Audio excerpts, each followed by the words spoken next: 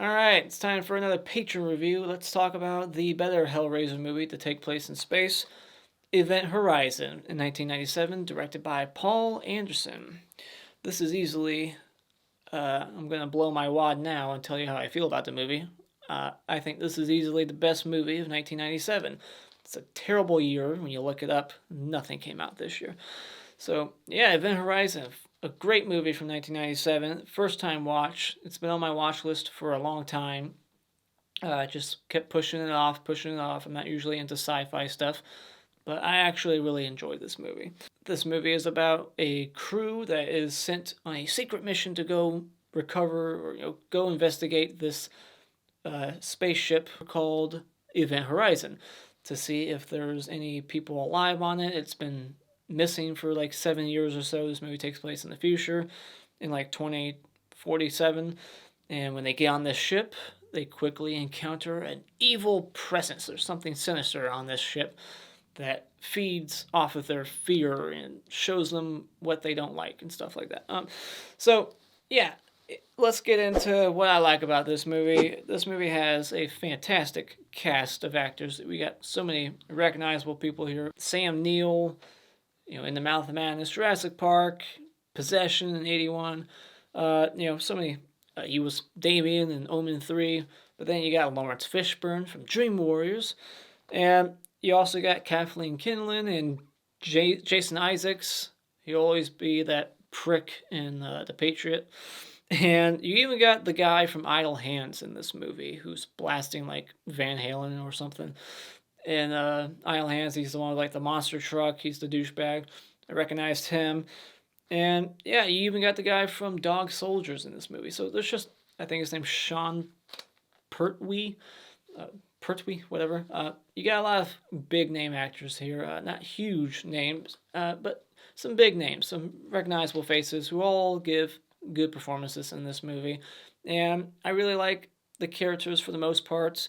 Some of them don't get enough time on screen, especially like Jason Isaacs or Jim Isaacs. I already forgot his name, but the guy from The Patriot, I feel like there's a couple of characters who just don't get enough time, but I like the camaraderie here. I like the dialogue and the one character, what's his name? Cooper. He was like the comic relief character. He has some funny lines. And I like Laurence Fishburne as Miller, as the leader. He's a believable leader, and I like his character as well. Him and Cooper, they were my two favorites. And there is some disturbing, gruesome imagery in this movie where people's eyes are missing or stitched shut. You get a little glimpse into like hell or just people getting tortured. It's actually pretty gory for a late 90s flick. Seemed like a lot of movies in this time period were just goreless, and this movie brought back the gore to horror. So there was some good gore in this movie, some CGI, but for the most part it looked pretty good. I also just really liked the big budget look and feel of the movie, especially after watching like 100 low budget movies like I've been doing. It's refreshing to finally go back to a studio film like this that has millions of dollars. This has a bigger feel to it. There's a lot of production value here. The sets on the spaceship and everything, and it's never slow. I was never bored. It's only like an hour, maybe 40 minutes. I read that like 30 minutes got cut from this movie, but I think it runs at a good pace. And I was never bored. It doesn't get too bogged down with like exposition or anything. It's not too convoluted. It wasn't too over my head. I was worried that it was going to be like too, hard to follow, and I was just going to be asking a lot of questions by the end. But for the most part, it's straightforward, so I like that. And I really dug the look of the antagonist in this movie. Kind of reminded me of House of the Dead, the main zombie in that movie with the red lines, the scars all over the face. In this one, we got like this Cenobite-looking dude with red cuts all over the face and just scars everywhere. He looked pretty freaky, so that was a good makeup effects, a cool look. So I really like that. And so anything I didn't care for is some of the visual effects don't age that well when you see like exterior shots of the spaceship flying around, and some of the creepy shots of like the eyeless people. Their eyeballs are like missing. It looked like some CGI was used there to show them without their eyeballs. So there's some CGI shots here and there that don't age well because it's a late 90s flick. But yeah, and there's a few fake out dream sequences. I don't care for that. So that kind of bugged me because they do it like 3 or 4 times in the movie. I can understand one, especially if it's like for the plot and, it's important, but to do it like 3 or 4 times, it was just like too much. And it needed a better glimpse into this evil dimension, wherever their hell is what they call it, right? Like you get just a quick, choppy, edited like glimpse into hell, and I think that's what got cut down. They made Paul Anderson chop like 30 minutes from this movie, and now we'll never see it. It was supposed to be even more graphic and more intense, but instead we just get this like Saw like editing where it's just like flashing and just all kinds of cuts of like what's happening to these people in hell. I wanted to see more there, so that was just disappointing. And the ship doesn't mess with all the characters like it should have. Maybe it would have made the runtime too long and slowed the film down. I don't know, but the ship, what it does is it takes people's personal fears and uses that against them. Like whatever bad thing that happened to them in their past, it's something that's in a lot of horror movies, but it's doing that to a couple of the characters where someone sees a guy that they left behind and now they feel guilty about it, and this person has a kid that they miss and it's using that on them. But there's like 2 or 3 other people on this ship that never have anything happen to them. The ship doesn't ever fuck with their character ever. So final thoughts, this is basically like a big budget like Hellraiser in space that clicks along at a good pace. It's shot well, and it's not too hard to comprehend. It's not really anything all that original, but it's entertaining at least, and it keeps your attention from beginning to end. So when it comes to Event Horizon, I really like this movie, so I'll give it 4 out of 5 stars. Alright, time for a quick spoiler discussion. I don't have too much to say here, but so we get like 2 dreams back to back in the open. Or I think one of them's like a premonition where you see like the guy floating in the Event Horizon in front of like the crucifix shaped window.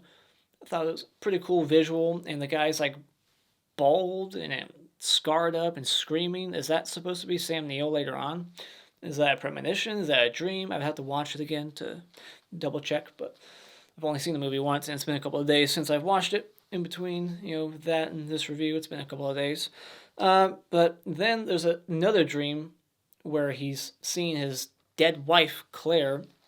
We find out later on that she is dead and she killed herself, but I thought it was kind of weird that she chose to kill herself by slitting her wrists in her bathtub wearing underwear. Usually when people kill themselves, they don't care what they're wearing, if they're butt-ass naked, or they just hop in the bathtub fully clothed, but she chose to wear just underwear. Like, she didn't want people to discover her body fully nude. Like, she would care, like, you're dead. So who cares if you're naked or not? Like, it's just odd. If you're gonna kill yourself in a bathtub, you would just hop in it fully clothed. Who gives a shit? You're gonna be dead in a minute anyways, Like, why is she wearing underwear? Doesn't make sense. Whatever. So, so then there's like a floating hand scare. Was it a real hand? I couldn't tell. It looked like a mannequin hand. Some hand. I'm guessing it's real because there's dead people on the ship, right? So there's a floating severed arm, I guess, and it hits Laurence Fishburne. And what does he say exactly? Did I write it down? No.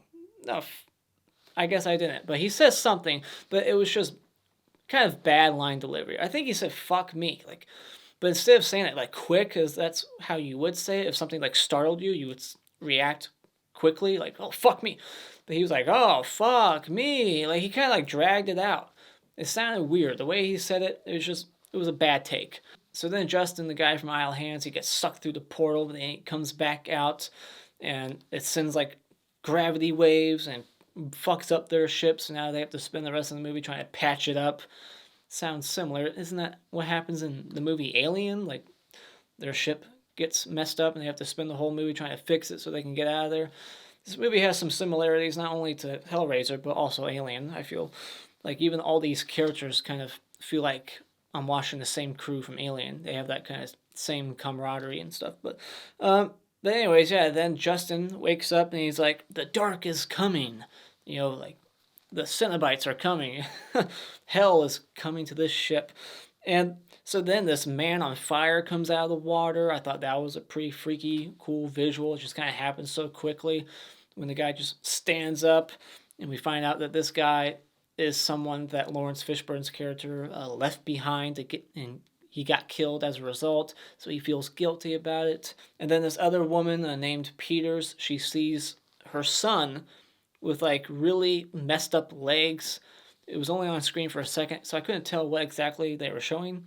It looked like an infection or something was going on there, but her son is alive on Earth, right? So she just went through a divorce. Her son's with her husband on Earth, but for some reason she's convinced that he's on the ship and she needs to go follow him. And like what?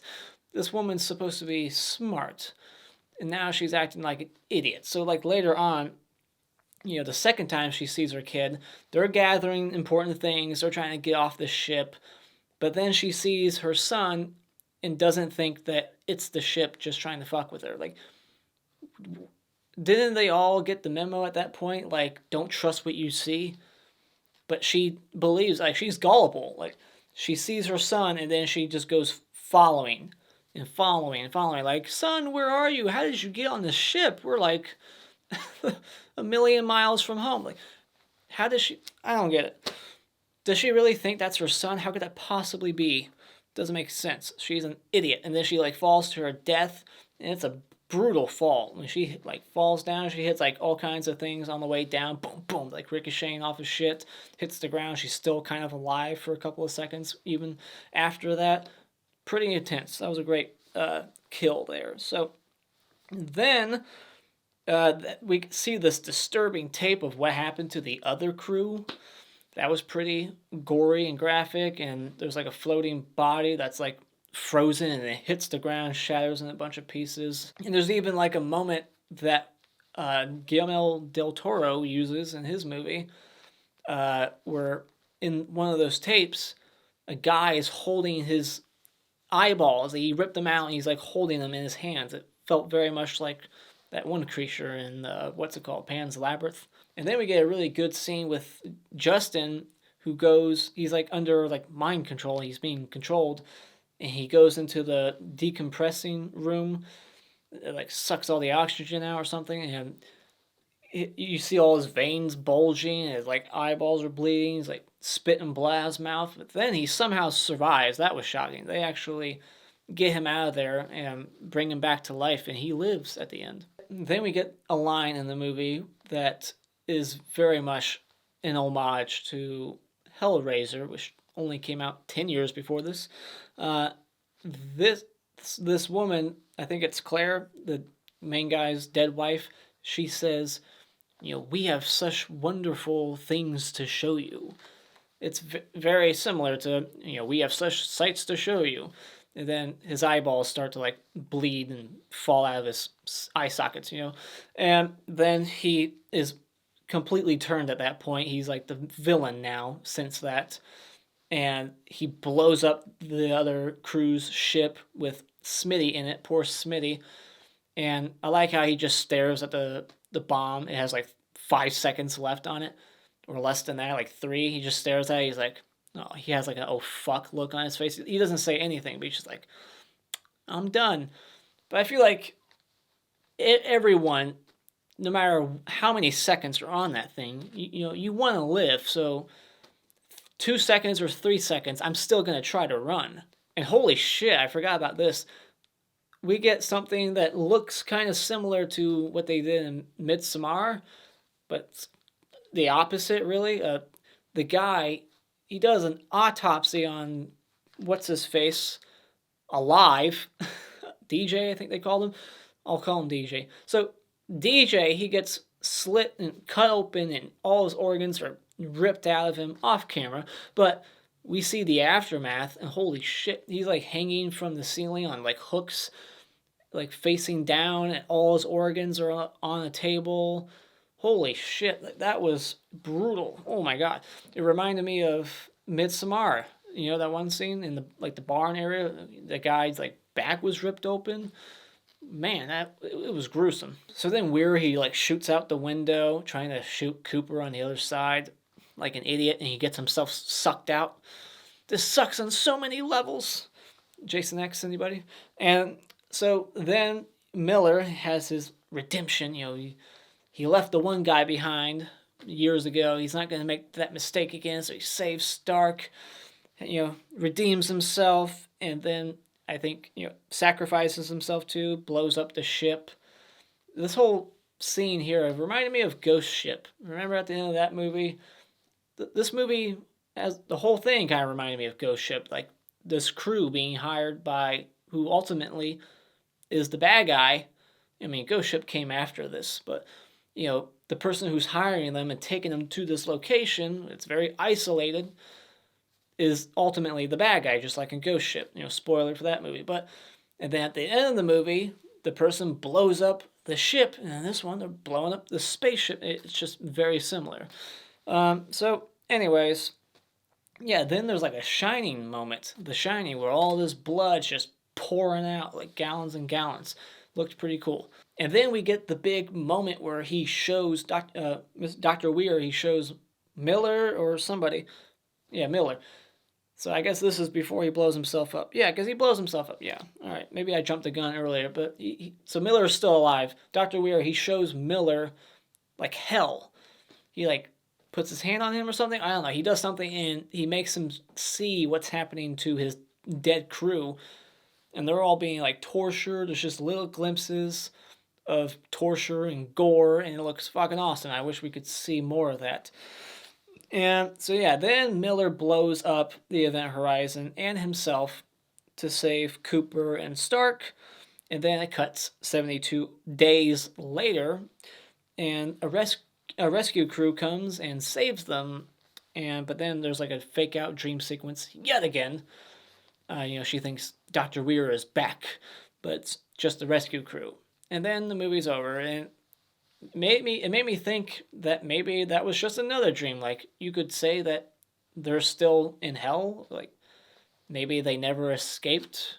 I like to think they escaped, but I feel like you could argue that even after that fake-out dream, that it could just be another fake-out. Like, maybe she's still in hell.